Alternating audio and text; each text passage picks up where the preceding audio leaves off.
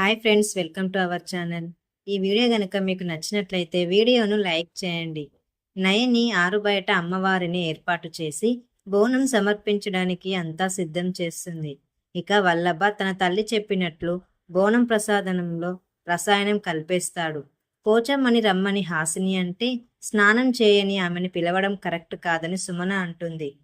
అప్పుడే విక్రాంత్ అంటాడు, గంగలో మునిగిన నీ పాపం పోదు, కట్టెలు అంటుకోలేదు అన్నప్పుడు అతిథిలా వచ్చి ప్రసాదం వండిన పోచమ్మ మనందరికంటే ముందు ఉండాలి అని విక్రాంత్ అంటాడు. అప్పుడు విశాలు ముందు ఉండడమే కాదు, ఆ అవ్వతో అమ్మవారికి హారతి ఇప్పిద్దామని అంటాడు. మురికిగా ఉన్న అవ్వ హారతి ఇస్తే మేము ఒప్పుకోం అని వల్లభ అంటాడు. అయితే పక్కకు పోండి అని నయని అంటుంది. ఇంతలో సుమన ఇంత మాట అన్న తర్వాత మనం ఇక్కడ ఎందుకు పోదాం అత్తయ్య అని అంటుంది. అప్పుడు తిలోత్తమ మనకెందుకు ఈ గొడవ, వాళ్ళు ఏదో చేయించుకొని మనం కూడా అమ్మవారి కృపకు పాత్రులవుదాం అని అంటుంది. హాసిని పోచమ్మను పిలిచి బోనం తీసుకొని వస్తుంది. నైవేద్యం హాసిని పెట్టగానే నయని పోచమ్మకు హారతి ఇవ్వమని అంటుంది. దాంతో పోచమ్మ నాకు నేనే హారతి ఎలా ఇచ్చుకోవాలి అని అంటుంది. సుమన పోచమ్మను తిడితే విక్రాంత్ సుమనను తిడతాడు. ఇక విశాల్ హారతి ఇవ్వమని పోచమ్మని చెప్తే పోచమ్మ కర్పూరం చేతిలో పెట్టమని అంటుంది. తన ఇష్టాన్ని ఎందుకు కాదు అనాలి అని చేతిలో కర్పూరం పెట్టమని తిలోత్తమ వల్లభకు చెప్తుంది.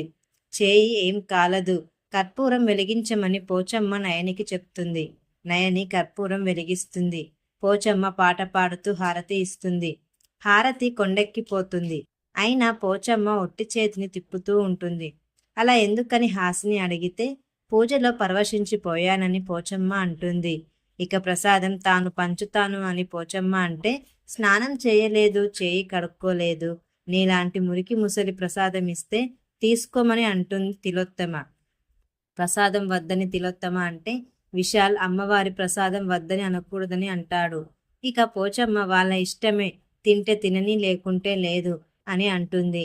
ఇక పోచమ్మ మిగతా వాళ్ళకి ప్రసాదం ఇవ్వడానికి సిద్ధమవుతుంది. ఇక చేతులు కడిగావా అని తిలోత్తమ అంటే ఉగాదికి చేతులు కడిగానని చెప్తుంది. దాంతో తిలోత్తమ తమకు ప్రసాదం వద్దని అంటుంది. ఇక పోచమ్మ తన చేతిలోని వేపరెమ్మతో ప్రసాదం ఇస్తాను తినమని అంటుంది. కుండలో వేప మండలం పెట్టగానే రసాయనం ప్రసాదం కాస్త మంచిగా మారిపోతుంది. అందరూ కళ్ళకు హత్తుకొని ప్రసాదం తీసుకుంటారు. చాలా బాగుందని లొట్టలు వేసుకొని తింటారు. పిల్లలకు కూడా ప్రసాదం పెట్టమని పోచమ్మ అంటుంది. తిలోత్తమ సుమన వల్లభలు షాక్ అవుతారు. ఇక ప్రసాదం తిన్నవాళ్ళు చక్కగా ఉంటారు. కానీ వీళ్ళు ముగ్గురు కడుపు పట్టుకొని ఇబ్బంది పడతారు. ముగ్గురు పరుగులు తీస్తారు. లోపలికి వెళ్ళి కింద పడిపోయి చాలా ఇబ్బంది పడతారు. ఏం తిన్నారో ఇలా అయిందని నయని అంటే పచ్చి మంచినీళ్ళు కూడా తాగలేదని సుమన అంటుంది. ప్రసాదం తిననందుకే ఇలా అయిందని, పోచమ్మని అనరాని మాటలు అన్నందుకే ఇబ్బంది పడుతున్నారని అంటుంది. ఇక పోచమ్మ లోపలికి వచ్చి కడుపారా తినే ప్రసాదాన్ని ఎవరూ తినకుండా చేస్తే ఇలా అవుతుందని అంటుంది. ఇక విశాల్ ఏం చేశారని అంటాడు. అమ్మవారిని తలుచుకుంటే పోతుందని పోచమ్మ అంటుంది. అమ్మా అనే ఆర్తితో తెలిసో తెలియక తప్పు చేశానని ఆర్దించి అరవమని అంటుంది. ఇక తన చేతిలోని కర్రతో ముగ్గురికి కడుపు మీద కొట్టాలని పోచమ్మ అంటుంది. దీంతో ఇవాళ ఎపిసోడ్ పూర్తయిపోతుంది.